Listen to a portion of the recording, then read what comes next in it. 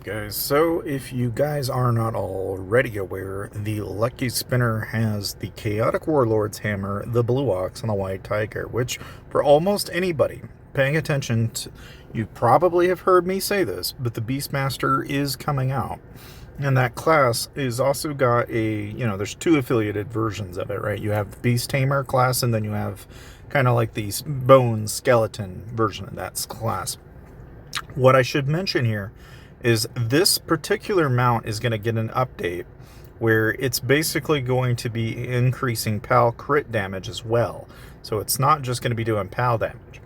All right, so for those of you paying attention, just know that if you do pick up the Blue Ox, you're going to get a little bit more than if you would have, gone with any other option. Now, one thing I will say about the Chaotic Warhammer here is this is a fan favorite for almost anybody playing Plume Monarch, because basically, it makes basic attacks and combos deal an additional 30% AoE damage, which, if you didn't already know, is pretty damn good. I've seen a lot of people run that build. I've seen a lot of people pick this up. This is a good item, so obviously, if you haven't already got it, you probably ought to pick it up. As for the White Tiger, you may be wondering what the value is in this particular mount. All right, the main selling point for this one is the fact that basically, if the caster is below a certain amount of HP, okay, you can basically increase the amount of damage that you can do to them, and as long as you are above the caster, then it's reduced, by 10% in damage, so it's kind of an interesting little mechanic. Basically, if you are a tank and you have a ton of health, it's really kind of useful, I think, in terms of, counter builds, because basically you're going to increase your amount of damage done to them if they're lower than you, and then if they are higher than you, then their damage is going to be reduced.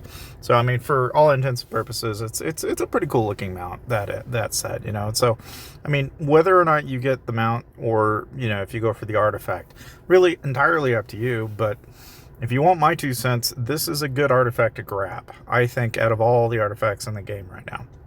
If you haven't already acquired it and you are looking to, obviously acquire it free to play, then make sure you're saving your tokens for Lucky Spinner, and you'll eventually get it after, basically doing these missions.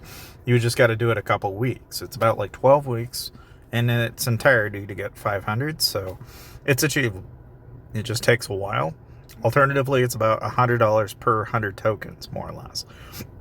So, unless you've got $500 laying around, you're probably not going to throw it at that and expect to. But if you are going to do anything, know all too well that, of course, we also have the Pop Star event come September 4th.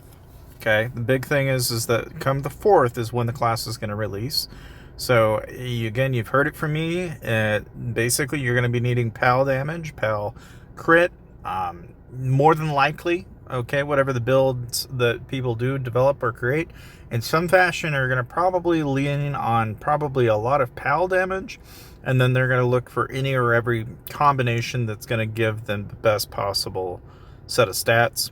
And it's going to be a fun class, I think, for a lot of players. It's going to be interesting to kind of see how free-to-play pick it up and use it to their advantage, because I think it's really going to take use of a lot of the companions and apps, so like, for example, like of all the pals that we have in this mix, it's going to make it possible for people to really leverage, like, say, you want to have that extra shield, or maybe you want that extra combo, or you want that extra damage.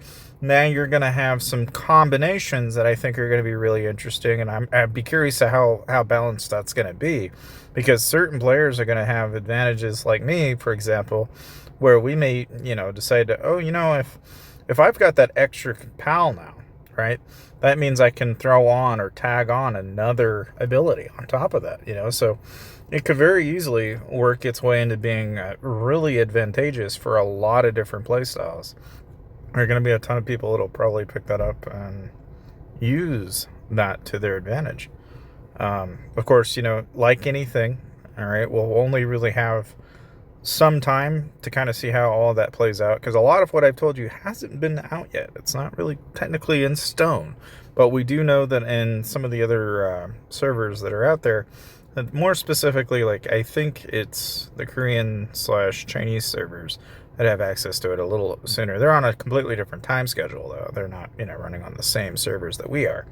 right? But the main thing that I'm getting at is, with that class in mind, we know it within reason, right, of what we're going to expect.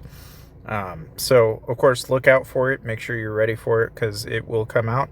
Of course, Starlight Debut is finally coming to an end. So now, if you had picked up the items, great. If not, now is a good time to remember to go back and go into your, basically, you know, anything or everything in the merch shop now is open for basically leftover givesy takesies. So if you have been slouching on this and haven't been paying much attention, it's okay. You are not alone.